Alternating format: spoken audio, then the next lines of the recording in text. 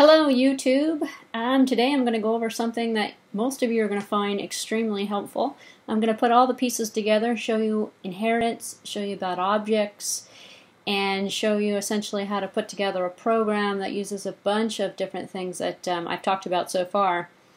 This is also going over assignment number 2 for object-oriented design in Java if you're taking that class. So here's the problem description. IT wants you to write some classes for their personnel records system.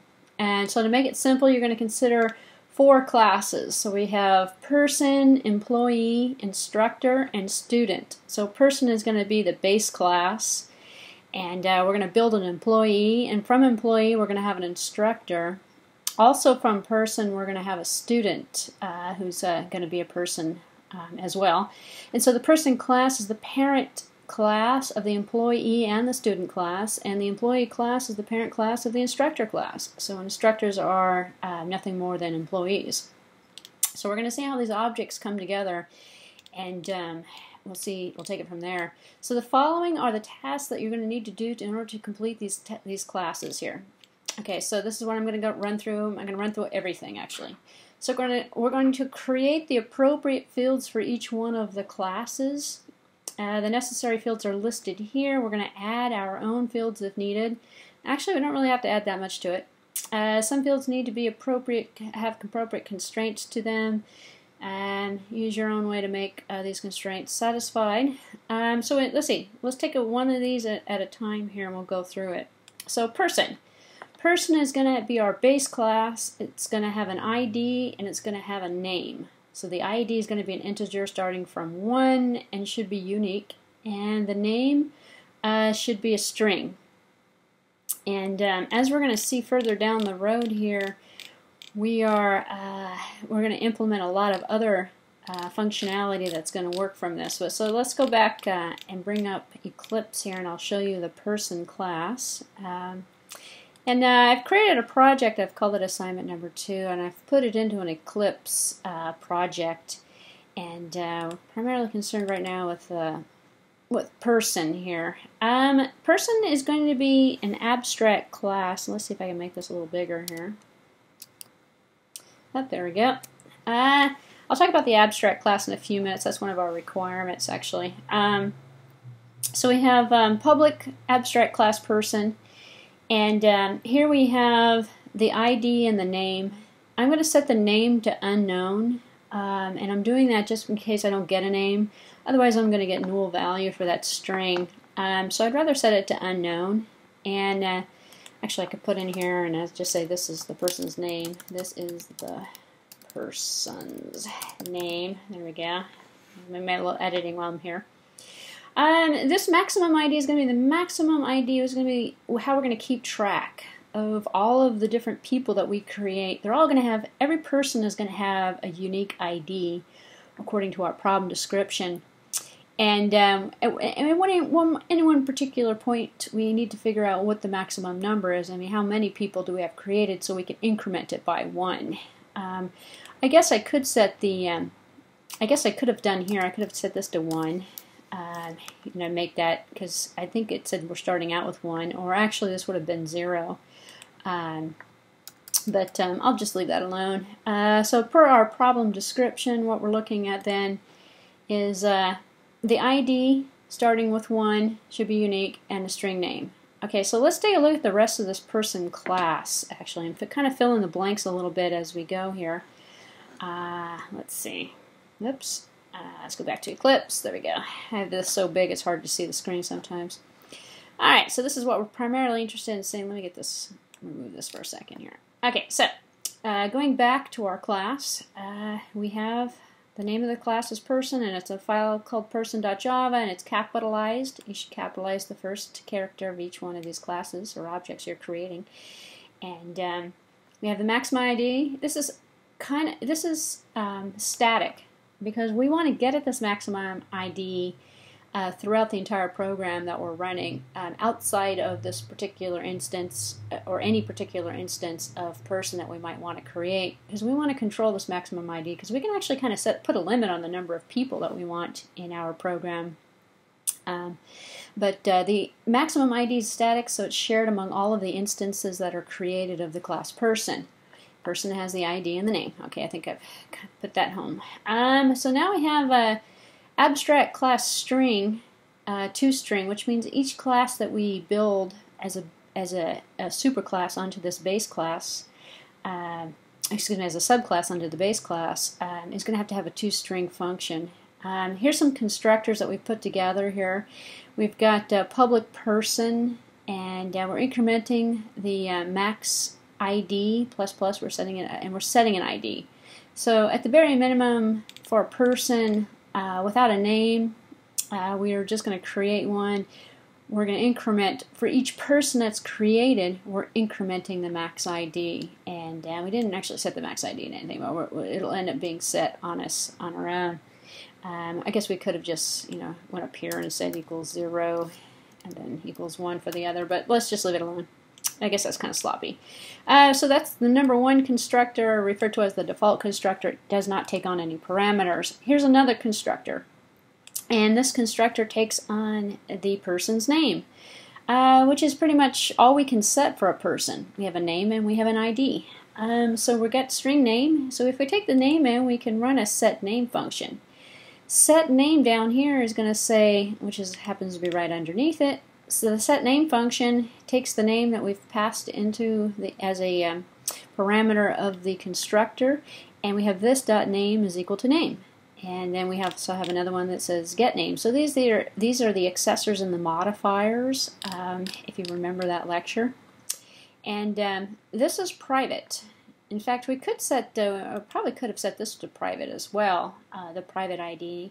This is, we have to make public the static ID because that one is actually something we're going to share. But private means it's only visible within inside of the class, which means we're going to use the modifiers and the accessor methods within the class to change the value of that particular name, as we've got here set name, get name, returns the name.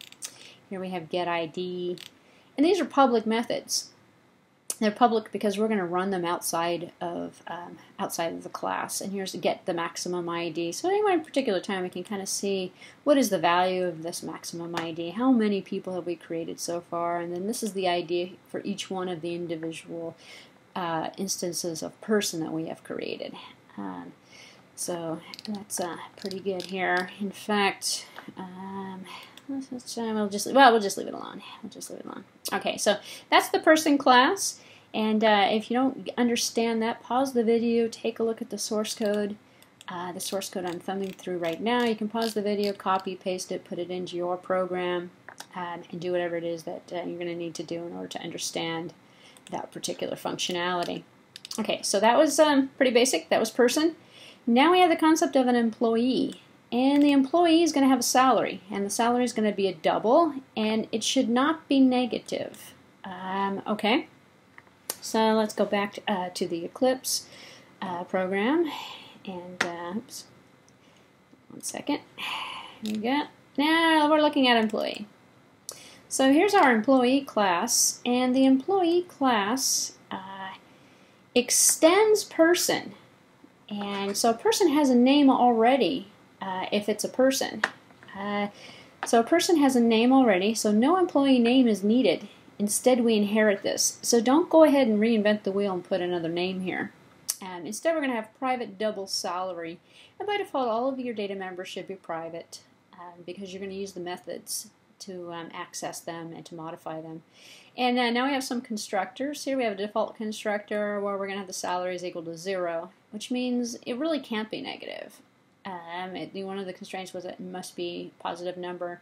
Well, by default, every employee that gets created is going to have a salary of 0.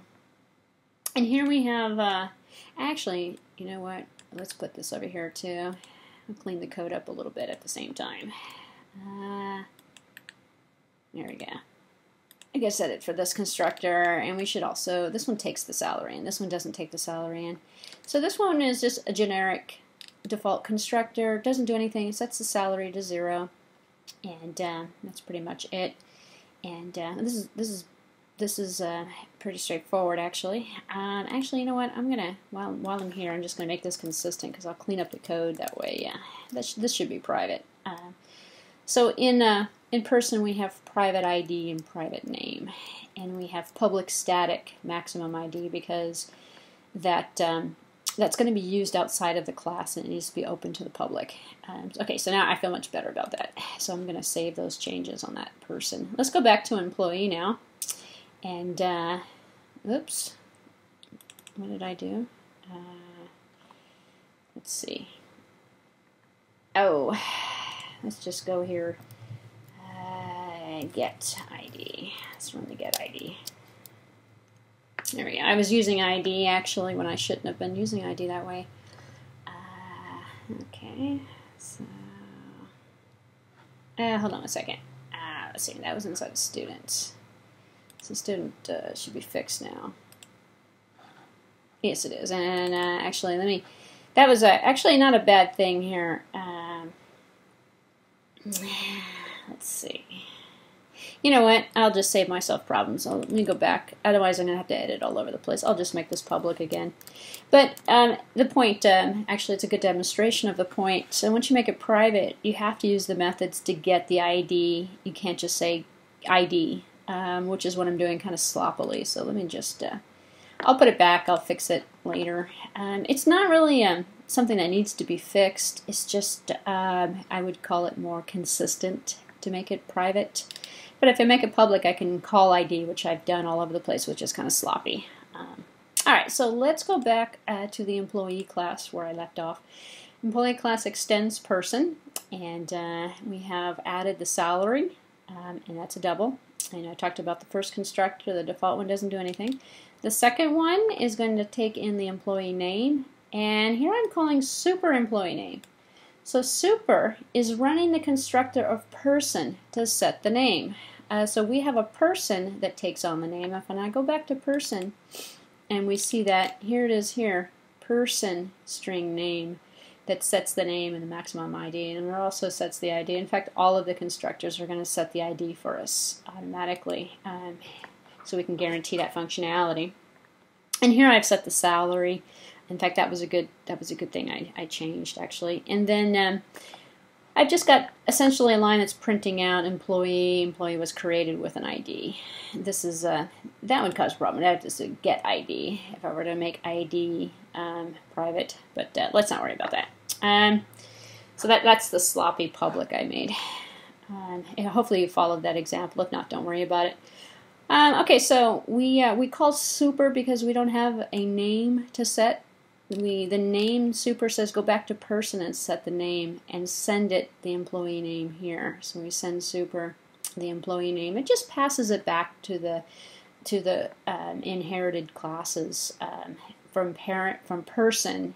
That particular base class constructor is being run. And that's all the super says is go back and run the base classes constructor. Okay, so now we have a string employee name double. Salary. So now we're going to set the salary. We're going to run super again, and we're just going to print it out to the screen as well. And then we have employee just set the salary. So it's another constructor. So let's just set the salary, and then we have a method to set the salary, get the salary to string, which is required because of our abstract class here. This is get name is an employee with a salary, get salary. Okay, so that was the employee class, and if you didn't get that, you can pause the video. I'm showing you all the code here. I'm not going to make the source code files available because that would be almost too easy for you.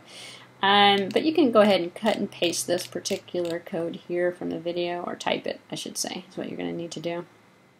Okay, let me go back to the problem description. Okay, so we have the person and we have the employee. Let's talk about student. So for simplicity, assume that the student has just one teacher.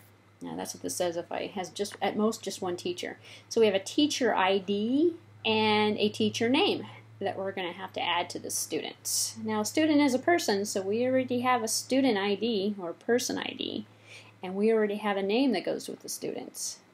So we just need to add the teacher ID and the teacher name to this. So let me go back to Eclipse and take a look at these students. And here we have students. Keep in mind that all of these, we have employee, that in extended person, we have person, which was the base, and now we have student that also extends person. So it shows us we can have multiple classes that are extending the same base class person. Okay, and as you might, oh, this one has started out great. At least I made these private, so I like to demonstrate the points I'm trying to make. So we have private string teacher name and private integer teacher ID. And you'll notice another point as well. This is a pretty standard naming convention where we have the capital T in teacher and capital N in name, and then the ID. It's just, you can use any naming convention you want. There's nothing that says it has to be this way. Here's our constructor. Student doesn't do anything. We just created a student. We don't have a teacher name. We don't have a teacher ID to it.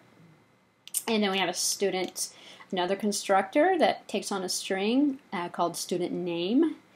And we're running super. Same thing we did for employee. We run super and we give it to student name. And now we're saying this.teacher name is equal to unknown because we're not really assigning a teacher. And the teacher ID is going to be equal to 0. And then I have a little line that's going to print out some status to the screen, lets us know what happened in that particular step. And then we have another constructor student that's taking on the student name and the teacher name, and then also an array. And you might find it interesting, we have an array of people that we're passing to it. And what is this one doing? This one allows us to find out which instructor and get the instructor ID for the student name that's been passed to it. And I believe after this class we'll take a look at the driver program and you can kind of see how these are being executed. So again, super is for dealing with the name, we're calling super, we're going back up to the base class, which is person, to set the name. And string teacher name is going to be equal to teacher name. So we can set this teacher name to teacher name. That's not the problem. What we need to do is figure out the teacher ID. So here we have this.teacher ID is equal to 0. So unless one is found and assigned to it next, which is going to be in the next step, we're going to just set it to 0. And that's kind of a default setting, assuming we didn't find one. So the reason why we're taking in this array here, and I'll show you what that array means in a few minutes. This is an array of people, and we're calling this array person array. And so we're going to go through the array and find instances of instructors. Because every instructor is actually an employee, every employee is actually a person. So they're all of the same type person. So each object who is a person is could also be an employee, could also be a student, could also be an instructor. So they're all one and the same, they all include each other, which kind of shows us the inheritance and how that works. So we have a loop here. It says for I is equal to 0, I is less than person dot get maximum ID. And you'll notice that this is the class name person. That's that base class we just went over. And then we're calling get maximum ID, which is a method that's going to return the maximum ID. We're not calling an instance of person. Instead, we're calling the class, which is why we had to make get maximum ID a static variable. So we could access it outside of the instances, and we could call it a class.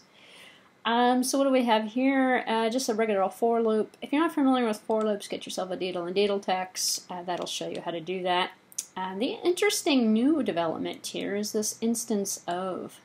So we're going through, if we have 5, let's say we created 5 people, and the get maximum ID is 5 so far.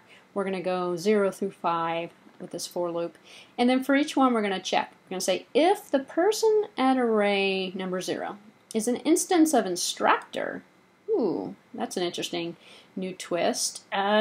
Because we have a bunch of people stored in the array, and the people are employees, they're instructors, and they're also students, all stored together in the same array. And I'll show you that in a few minutes.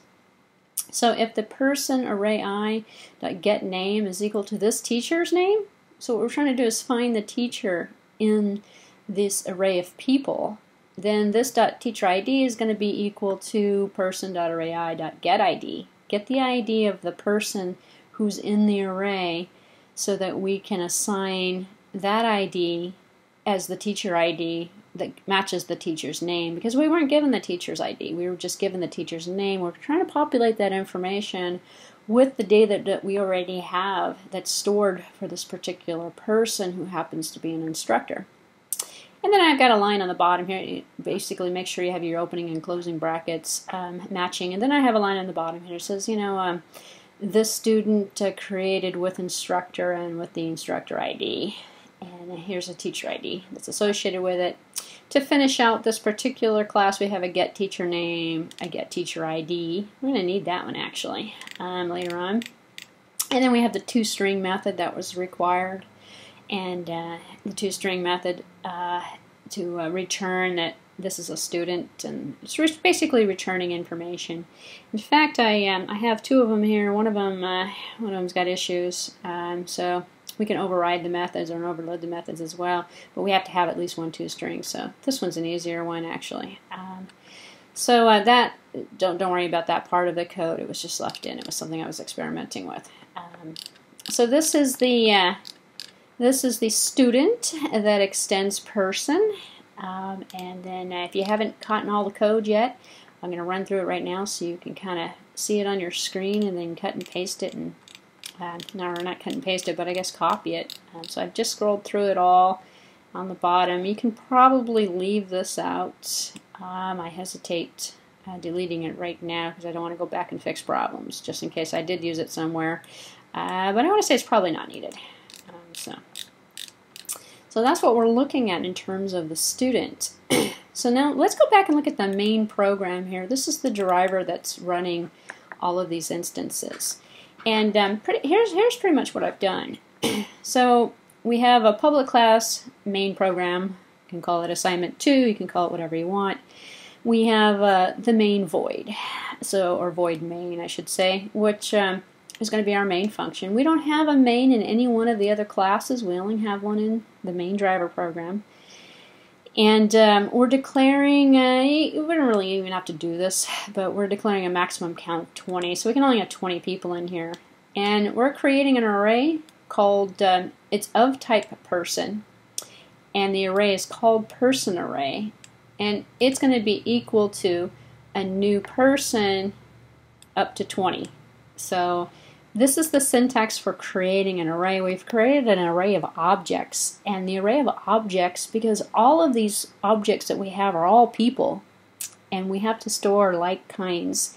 So an array is sort of like a single valued variable, but it stores multiple of each type. So instead of storing one integer, you can store an array of 20 integers. And here, instead of making one object and treating each object individually, we can create 20 objects, and all of the objects are object type people.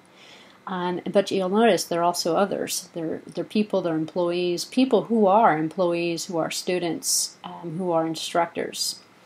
So what I've got down here now is I'm going to kind of go through the main program so you can sort of see how the functionality is working. We're creating a student named Peter. So we're saying, and arrays always start out with 0, by the way. They go 0 to 19 if we have 20 of them here. We're only going to use the first 5 elements. It doesn't really matter how many.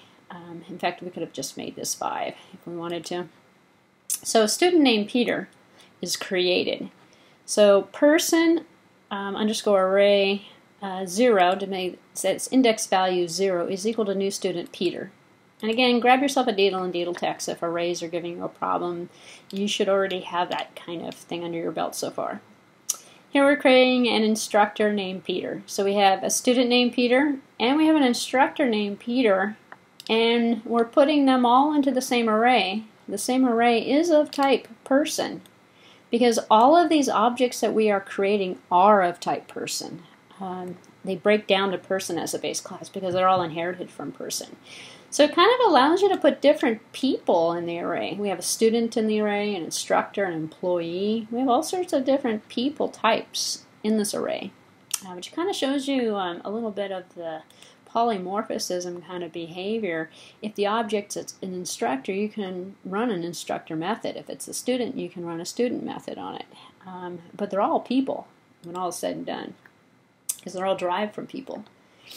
Okay, so we have an instructor. Here we have an instructor named Sandy, and her salary So we have, this is array element 0, 1, 2, 3. We're just filling in manually. So we're going to create a new instructor. We're going to call it Sandy with a salary of $2,500. And then we're going to create a janitor. We're going to name the janitor Bob. And we have now we're going to create another student with the instructor, Peter. So we've seen these classes already. And so we have student array item 3, employee janitor Bob. Number 4 is student object that we're creating.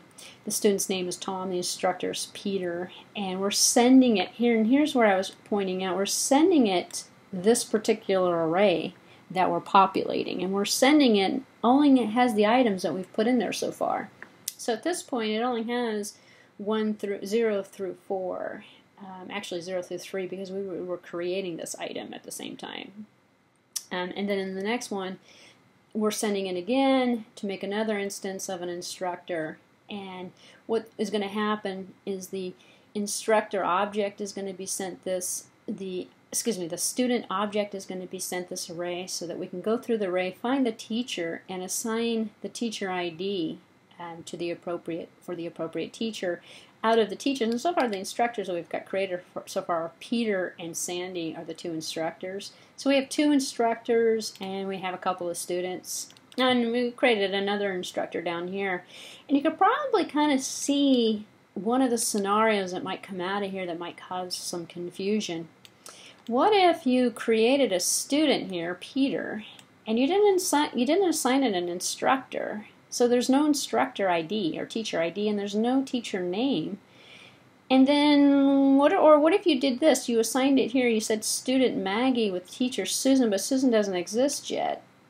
And later on, you say, well, instructor Susan. You get some inconsistency with the data. So what ended up happening in this particular assignment scenario is you have to fill in the array for the instructors and add the students to the correct instructors and kind of clean things up. And the only way to do that is to do it after the methods for creating, the constructors for creating all of these objects have already been invoked. So all of these particular student, instructor, employee objects exist already. So what we're doing is we have to get it from a class level, which is why we create this static method.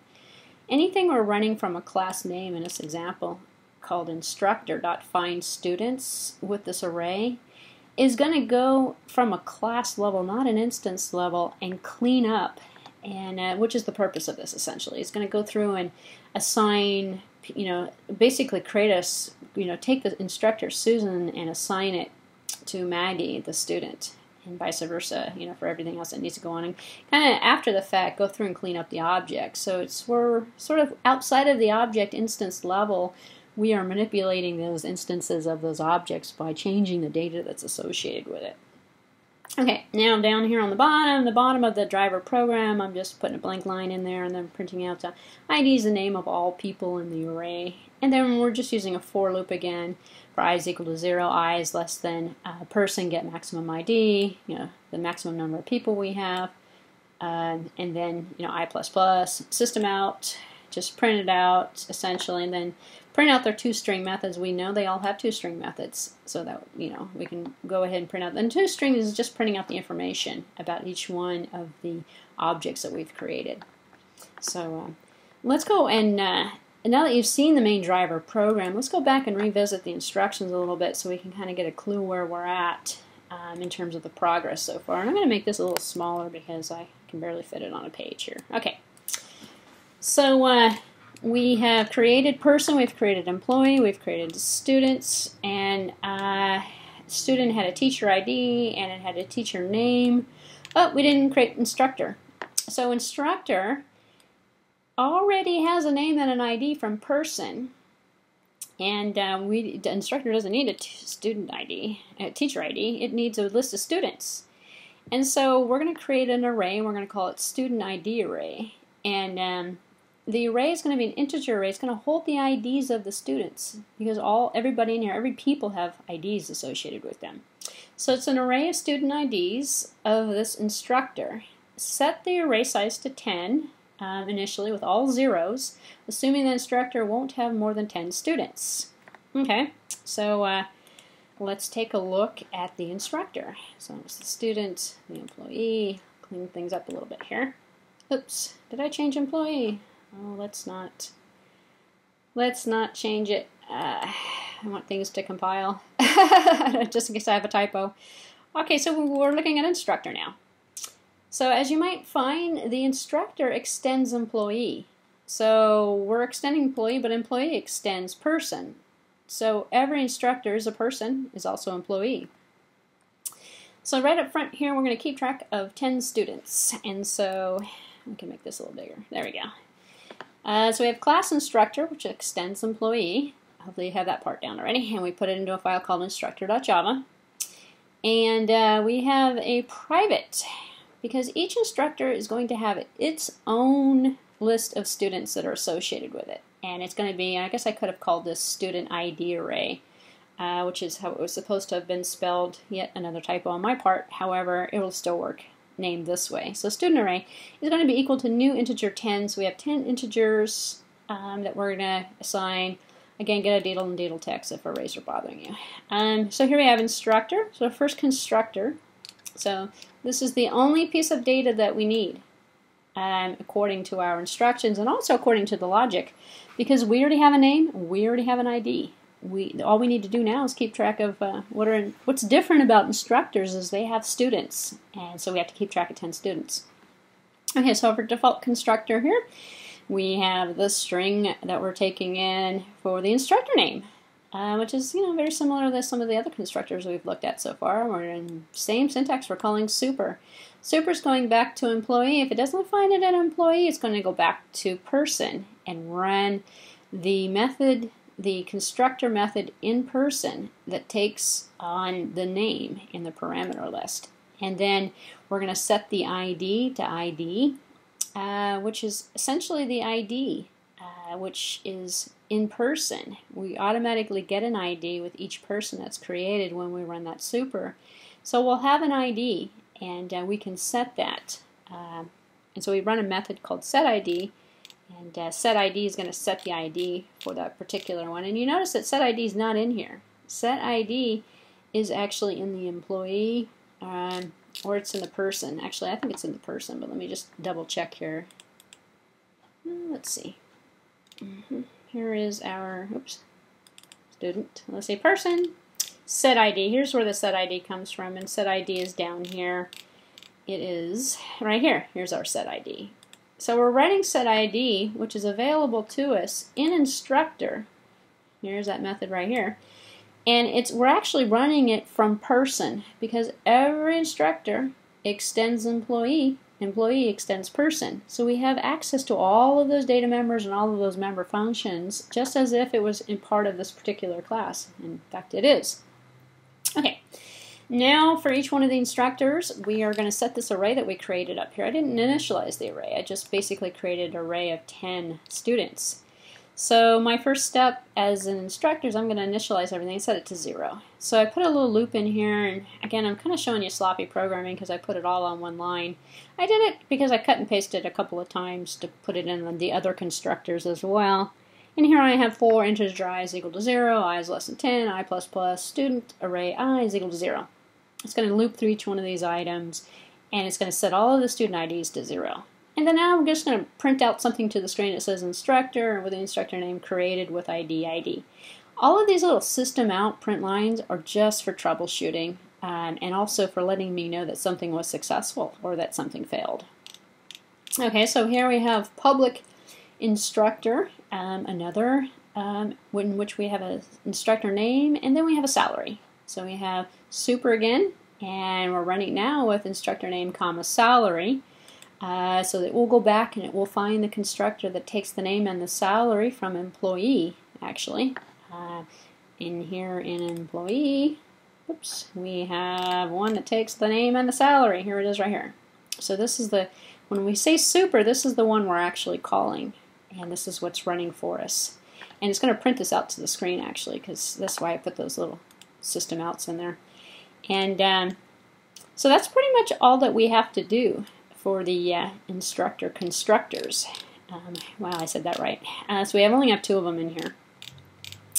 The next one is a kind of an interesting, and let me go back to the instructions to describe what this next functionality is all about. What we covered so far was the functionality of the particular class, the instructor, and really it was kind of trivial compared to everything else. It only had the student ID in it. Okay, so the above, all of the above fields are private, well, with the exception of my sloppy ID, and only accessible through the access methods, which are those methods to set and to get. So that's the one that says get ID, set ID. That's what's meant by that. And then we have a toString method for each class to print out the available information about the current object in the person's class toString. And in the person's class toString, it's declared as abstract. So let's go back and take a look at that for a second. If we have an abstract method in a class, let's go to person here real quick. And we have a method here called toString in here. We used to. Here it is up here. Public abstract string toString. Because we've created an abstract class and we've put it in this an abstract method, and we've put it into this class. This is why we had to declare person an abstract class. Because if a class contains an abstract method, then the class itself must be declared as abstract. And you might be wondering, well, what's an abstract method? There's no method body. Everything else had a method body to it that we created. This one was empty. In fact, this one kind of looks like, if you're a C or C++ person, it kind of looks like a function prototype, actually. And it really is. It's a method prototype. We've put this in here to say every person who every class that extends from person is going to have a toString method. And if you haven't noticed, in all of these, we have had a toString method. We have the string toString method. We have to have that, otherwise we're going to get an error message. And it kind of makes it so that, you know, we can enforce some integrity. And the reason why we want that essentially is because we want some basic functionality, although we're not going to use it in the driver program very much. It enforces some rules, creates a setting for us so that we can, you know, everyone that inherits from person has got this toString. It's involved with it, which makes it an abstract. So you can kind of think of it sort of like a template, if you'd like, or you know, a basic requirement. Okay, so that was the toString method. Okay, so let's take a look at number 4. So we have a static. We need a static because we're going to run this at the class level, not at the method level. Something to find students, given the person array. The method is going to be in the instructor class, and it's going to be filled in by the instructor object's student ID array, and for the corresponding student's teacher ID fields. See the test program for a better understanding. Well, I took the notes out of the test program actually to make it easier for you to read, but I can explain what this is. So we're going to the instructor method, and here it is here. And let's see if I can make this a little bigger so you can kind of see what I'm doing here logic-wise. We have a public static void find students, and it is taking as a parameter of the array that we're creating with the person array. So the static find students method is in the instructor class. It is in the instructor class where we've created it here. Instructor that extends employee. And it's called outside. It's called, if we type in instructor.findStudents, that's how we run it. We don't run it from the methods, we run it from the class level. That's why we have static here, because we've created a class method. Okay, what is this thing doing? It is going to go through this array that we've got. We created out in main an array called person array. And the person array has all the students, all the employees, all the teachers. It has everybody in there. So what we've got to do is got to figure out who are the students and who are the instructors and put them together. And so this is a little example here. It kind of shows you how to do it. And when we start working with inheritance, this concept of instance of becomes quite interesting and quite important, because that's how we tell what an object is. And as long as we can figure out what it is, we can cast it and say, well, treat me as a student, treat me as a person, treat me as an employee. It's kind of like how we play different roles in life. You know, you're an employee, you're a student, and I don't know, some teachers are also students at different schools and stuff. So it's kind of like role playing, if you think of it that way. So let me review the contents of this, and this is probably the most difficult concept because everything else we've seen in examples so far, but this is probably the most difficult concept of the entire program. So we have find students, and we're taking in the parameter of the array. That's pretty much a given. In fact, you can just copy and paste this actually, or type it word for word. Okay, so what we do need to do is find the teacher ID. We're going to take the teacher IDs of the teachers and assign them to students, and vice versa. Take the student IDs and assign them into the student array that's part of the instructor object. So first thing we're going to do, we're going to get the students that belong to each one of the instructors. That's good, because if the student already says that they're taking a class with an instructor and we created the object with this information, then we're going to be able to hopefully just pull the list. And there's two actually. We created two of them. So for integer I is equal to 0, I is less than person.get maximum ID. Okay, that should look familiar because that's the same that we've been going through this particular array with so far.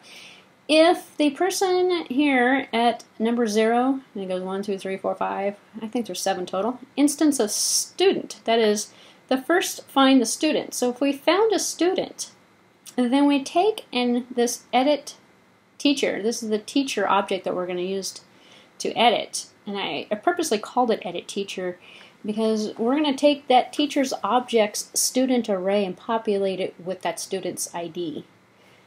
So this number is going to equal to person casted to be a student dot get teacher ID. So we're going to get the teacher ID from the student's object that was found. If we don't put this in, we're going to get a type mismatch problem. It's going to say we're a person, and get teacher ID is a student method. We can't go backwards. We can't impose behavior that doesn't exist. So on a person object, we can't run a student method. Inside a student, just to refresh your memory, we have the method here to get teacher name, get teacher ID. It's not inside of person, which is why we have to turn the, let's go back to instructor, which is why we have to turn this person into a student. It is a student. It is also a person. It has to be a person to go into this person array, so all of the items in the array are of the same data type. They're all people, which is how we can create an array of all of these people. But this particular person is an instance, also an instance of student. If we know that because we've done this check right here, we take all the students that we find and we run the get teacher ID on the students and we find out which teachers these are. And we assign that to the edit teacher, which is going to be an integer ID because it's an integer ID that's assigned as the teacher ID that we're going to get with the get teacher ID. So we've got the teacher ID. Now what we do is we find the teacher and edit the array that's associated with the teacher so that we can add the student to the teacher's list. So hopefully you got that. And so after we have found the student, instance of student, we get the student ID, we turn it into a student by casting it as a student, we run get teacher ID, we get the teacher's ID. Now with the teacher's ID, we go through the same list, the same array over again. So if this looks redundant, it should start looking a little bit redundant because this is the same. I changed the counter variables so we can keep track of everybody. But here we have for j is equal to 0. J is smaller than person.getID, j++. If the person is an instance of instructor, so now find the instructors. We found the students, we got their teacher IDs. Now let's find the instructors. So we find the instructors to match the student IDs with them. And then if the person get ID is the edit teacher ID, which means we found the teacher who the student thinks it belongs to.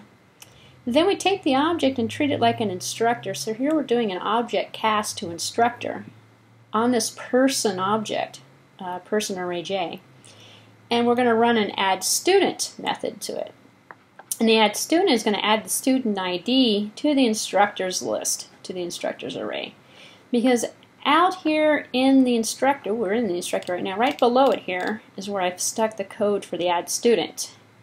Add student is going to go through and it's using the student array. the student array that was defined in the program right up here. Remember the student array, we set all the values to 0 when we made the default constructors here. When we made the constructor behavior, we initialized everything to 0. And this is a list of students that belong to this instructor. So here we have the add student method that is part of the instructor object, which is why we have to turn this person into an instructor and say, okay, now put on your instructor hat, now you're an instructor, run your add student, and give it this student ID that we have found who has your teacher ID in their method, excuse me, in their object. So, same old loop we've seen before. Actually, after a while, most of these loops look the same. If the student array I doesn't equal 0, which means we've got to find an empty spot in the array. It doesn't really matter where it is. We're just going to find the next 0 item. Starting with 0. If the first one's 0, it's going to go to the first one if it's not 0. If it's not 0, keep it. Else, if it is 0, the student array ID, or student array at this particular, I is equal to 0, 1, 2, 3, 4, all the way up to 10, because we have 10 in here, is going to be equal to the ID. And the ID is being sent to it right here when we run the method add student, and we're sending it the student ID. So system out, student added. So we're going to say, oh, okay, student added. If we fill up to 10, we don't have any more zeros, because all the empty spots are zeros. If they're all filled, then the loop will end and it says, sorry, student list is full. So that's how we end. And we're not, this is not really that sophisticated, so I'm not building any functionality for error checking and stuff like that. In fact, at this point, I haven't really cleaned up. I'm just showing you as an example because I really don't want to do the entire assignment for you. You can probably figure out how to do the rest, and I'll go through the rest in a few minutes. But what we're looking at here is an example of treating the objects as either students or instructors, finding the associated information by running methods that are particular to instructor or to student, taking the information and copying it back and forth between items that are already in this person array. Because all of these items are people, but some of them are instructors, some of them are employees, some of them are teachers, or actually teachers and instructors. Student, how about student? Okay, so you get the point, hopefully. Okay, so and another point to raise as well is, when some of these objects were created, not all of the students are going to have teacher IDs. So in the student object, we could run, and you probably should run something just like this, that says find teachers, and assign teachers to students who don't have teachers. All I'm showing you here is how to find students, and we put the find students in the instructors. So theoretically, students would also have the same problem, and in the student method you could run a static method just the same way as we did find students. We can say find teachers, or you can call it find students as well, but it probably be more appropriate labeled as find teachers, and assign the students that don't have teacher IDs or teacher names that information, because they were all created at different times, and so we have different pieces of information for all of these objects that are stored. So let's go back to the instructions here for a second here and see how far we got. So the static find students that goes in the teacher method, and so the person is declared as abstract. We already saw that. And then provide multiple constructors and methods if needed. We did that. Check the test.java program. Actually, that's the main driver program I showed you earlier, to see that the constructors and methods all follow the same format correctly. If the class can use the parent class method and constructor, use super to call it to reduce the redundant code. That's where we see that super all the time. In fact, that's why I made a point of kind of showing you we don't have to reinvent the wheel. We can just call super. And here we see super right here. Super for all of the names. There's no need to have a separate method to set the name. So we can just, when something already exists, in fact, we could have done super with the ID as well, but setting the salary, setting the ID, it's just an option. We don't have to do this. In fact, it'll work in a lot of different ways, but this cuts down on the redundancy and allows you to use the methods that already exist. So once you create a constructor that sets a name and it's in a person, you can use that same constructor in an employee, in an instructor, in a student, in any one of the classes that builds from that concept. Okay, We got big again. Okay, make sure that the test program works. We did that. See the example output from this sample output, so you'll know what information to print on your screen. A little note here, the sample output is not the unique output format for this test program, and the real output format depends on how you design your toString methods in each class. I actually didn't use the toString methods for much. In fact, I just put those system outs on every one of the methods so you can actually kind of see what's going on. And I'm going to run the program in a few minutes and we'll see what's happening. So here's a hint. There's no main method in any of the 4 classes. Hopefully you've seen that.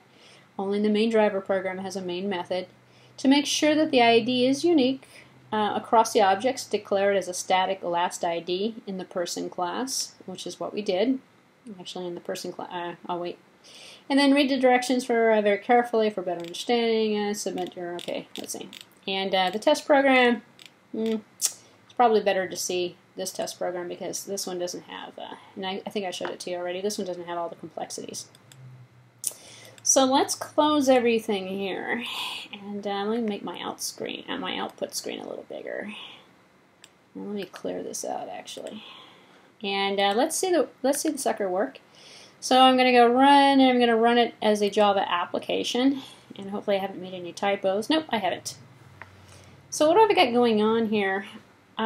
These are all of the system out messages that were created, and what is important is actually to bring this guy up here.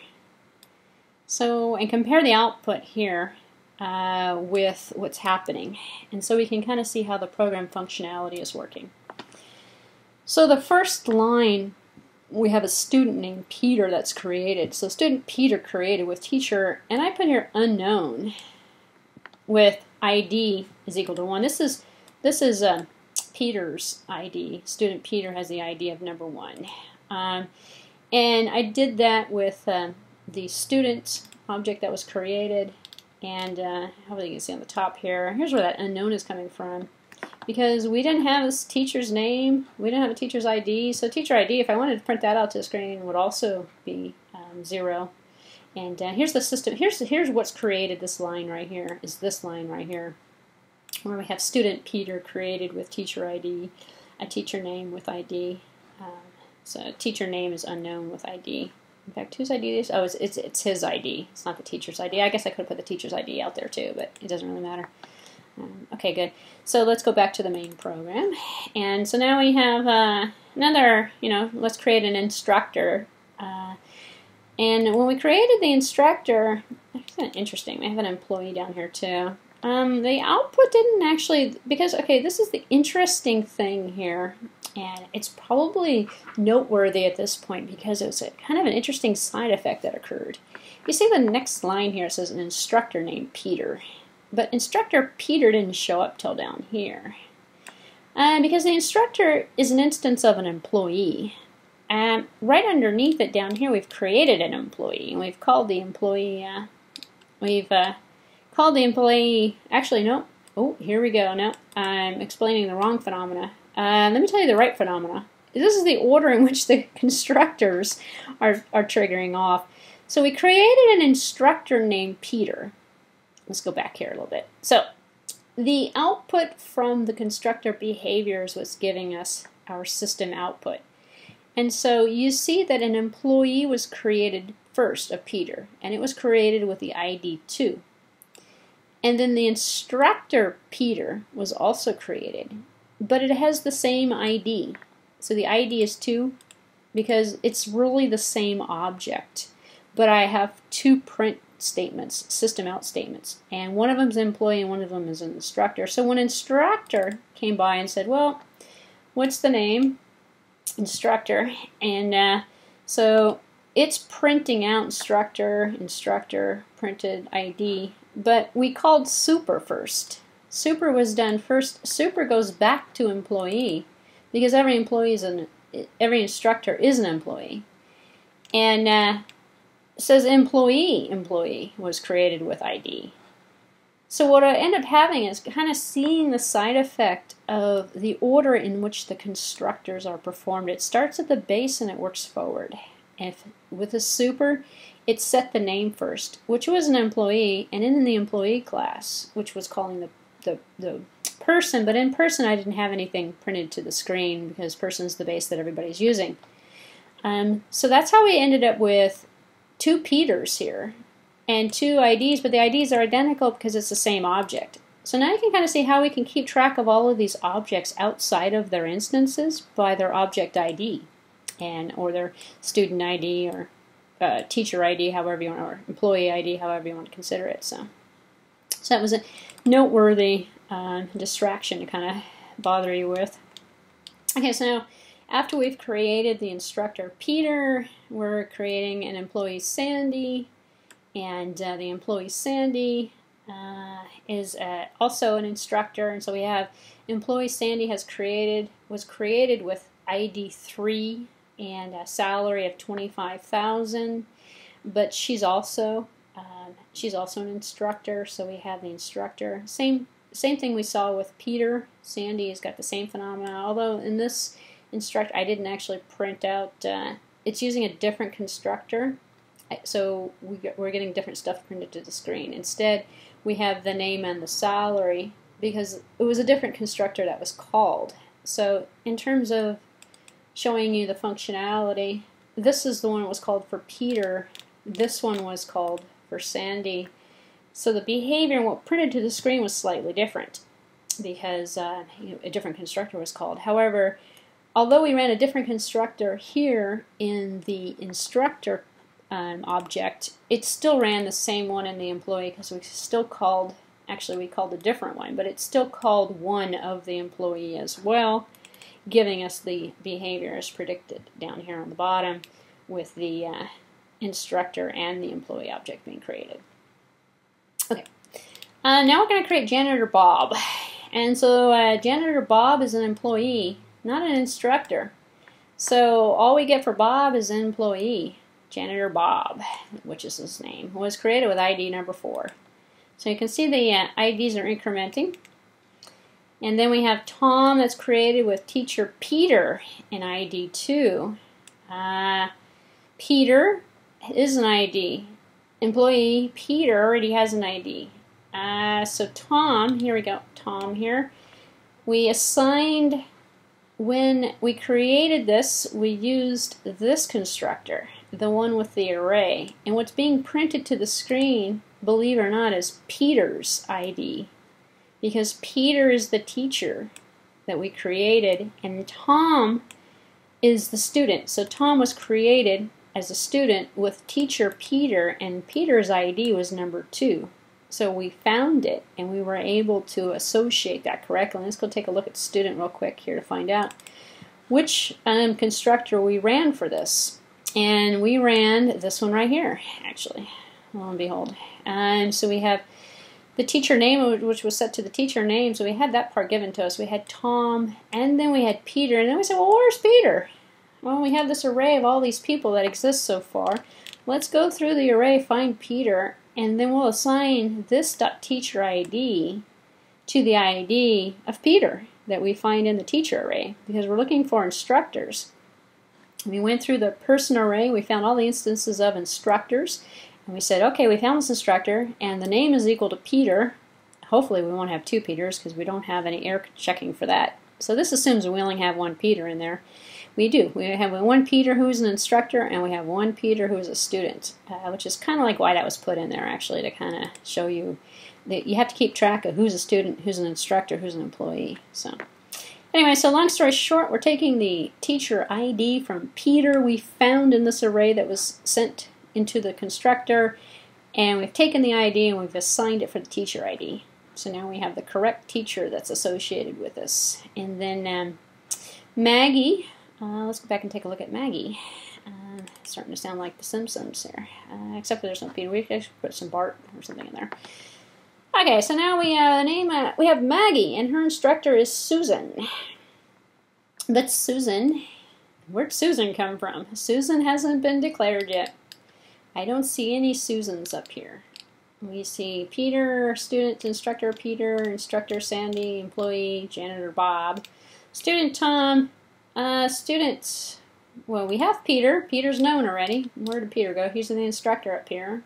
We found the instructor Peter. We didn't find which was number 2, which is kind of interesting to note. This Peter is number 1. This Peter ended up being number 2. We assigned this Peter, number 2, to Tom. So we said in Tom's record here, Tom was created with teacher Peter, and the teacher ID was number 2 for Peter, not number 1. Because we actually can keep track here. This is student Peter, this is employee Peter, which shows us that our method for finding the students, or excuse me, finding the teachers actually works correctly. Okay. And that's the logic you want to implement, essentially. That's the secret logic that's the most difficult to implement. Okay, so let's take a look at the next problem. We have Maggie. Lo and behold, Maggie's come into the system. She is a student, and her teacher is Susan, but there is no student. Excuse me, there is no person so far. There's no teacher for Susan. So we have Maggie was created with teacher Susan, and the ID is 0. Uh-oh. Means it doesn't exist. Because remember, we started the IDs with 1, and we said 0 if it's empty. So all the IDs started with 1, and they go up to, I think, 7 at this point. So 0 is going to tell us, no ID. Susan doesn't exist. But now we've added Susan. In the next line down here, we said an instructor named Susan and her salary. So now we've added Susan to the system. And Susan got assigned. Down here underneath it, we have, lo and behold, our 2 again, because now we have an employee who's also an instructor. Same thing happened before with all the other structures we added. Employee Susan was created with ID number 7 and salary of this, and then instructor Susan was created with salary of this. And now we really only have 1 assignment in the system. Tom is the only one who has a teacher, Peter. We could go back and we could fix, and I'll leave this up to you to do. You should be able to figure this out. It's the same functionality that we have in the instructor. We sort of need to put into the students. Because now we have Susan, Maggie has 0. When Maggie actually has a valid teacher, she has Susan, who has ID number 7. So you could modify the student object to do the same thing that the instructor does. And so instead of here where it says find students, switch the logic, make it find teachers. So out there you say, instructors, find your students. Students, find your teachers. And so because Susan wasn't there, now Susan is there, it can find it, and it can put 7 instead of 0 inside of Maggie's, or is it Susan? It's tongue twister now. And it is Maggie's. Inside of Maggie's student account, we can give it teacher ID 7 for Susan instead of 0. So I'll leave that to you as an exercise. Remember, you add it to the student class. You put the method in to find teachers instead of finding instructors. Because here's how we did it. The next line here says, let's fill in the array for the instructors to add students to their lists. And then, underneath here, it's like, let's fill in the array for students to add teachers and IDs to their objects. And you would do it the same way, essentially. And code goes here. I'll put it here, just in case code goes here. This is where you would put, and it would look like this. In fact, it would be student dot find teachers and person underscore array that would need to be added to it. This is the code here. This is, actually, you know what? Let's just go like that. There we go. If you uncomment that line, it doesn't exist, but if you uncomment that line, that's essentially what you need to add to this program to finish it off. Let me just save it. So I have a copy of that as well. Okay, so what do we have on the bottom here? We have the system out print line. the IDs, the names of people in the array. So it's just going through the array. It's printing out what is in person array that's being stored in the main program. It's not going back. In fact, well, it is actually going back. It's going back and it's printing the two strings. So here's the ID to string. Here's the next ID to string to string. So it's using the two. It's exercising the two string methods on person that have been overloaded. So let's take another look though, because I want to show you what happened with the instructor find students. So we ran that, and in the main output of the program, we got student added, because we only have one instructor in the system, who is Peter, who got a student added to it. Tom was added, but Peter didn't know about it. Right now it's 0. So we ran that method over here to clean it up, which is how you would run this method to clean up the students so they can be assigned teachers, because they weren't originally assigned a teacher. So if we go into Instructor and we take a look and see what happened here, this is where I was going over before in terms of the find students method. Find student method runs add student method. This is where we get that student added message comes up. So what we're doing is we're going through the student array for this particular instructor. And here's our student array up here, and it's not a static array. It's private, and it's for each individual instructor has their own student array that keeps track of 10 students that are assigned to them. This method to add the student is being called from find students. So once we find the students who think they belong to this instructor, we take the instructor's array and we find that by finding instances of instructors that match the student ID, the teacher ID that is recorded in the student object. So we're taking the student's teacher ID, matching it up with the teacher's ID, the instructor's teacher's ID. And if it's a match and it's an instructor, we're taking that instructor's array of students and we're adding the student to it, which is what we're doing here. We're adding the student IDs. And all we're doing is keeping track of the IDs. So what we did here is we added number 2 to number 2, essentially. If we printed it out on the screen, we would see here, we would see that number 2 was Peter and was added to student number 2 was added to instructor number 2, or whatever. I mean, it was Peter was added to Tom as a student, was added to Peter's student array. So down here we have the student added, and then this is the bottom of the code that was in the main program here, that basically printed out. It went through a loop. So the last little bit of this is printing out a blank line here, and then we're going through the loop of the array and we're printing out each one of the items using the toString. And the toString is basically saying, you know, I have it printing out their ID number. So we have 7 people total, and Peter is a student, and Peter is an employee with salary, because we never set the salary for him actually. And then Sandy's an employee with salary, and janitor Bob is an employee with a salary. We didn't set the Tom is a student, Maggie's a student. It's just basically just a repeat of everything we've printed out so far. But this is the most interesting part, because you can actually see what's going on in terms of the output. And I think I've gone through the screens slow enough so that you can cut and paste and kind of simulate the environment. I shouldn't say cut and paste, because I don't think you can do that from YouTube. But you can certainly jot down what I've got on the screen here. Or, you know, you can just kind of take this as a preview and build your own program. Because the point is, it's trying to be a learning experience. So what you want to do is figure out how to do this on your own without me telling you how to do it.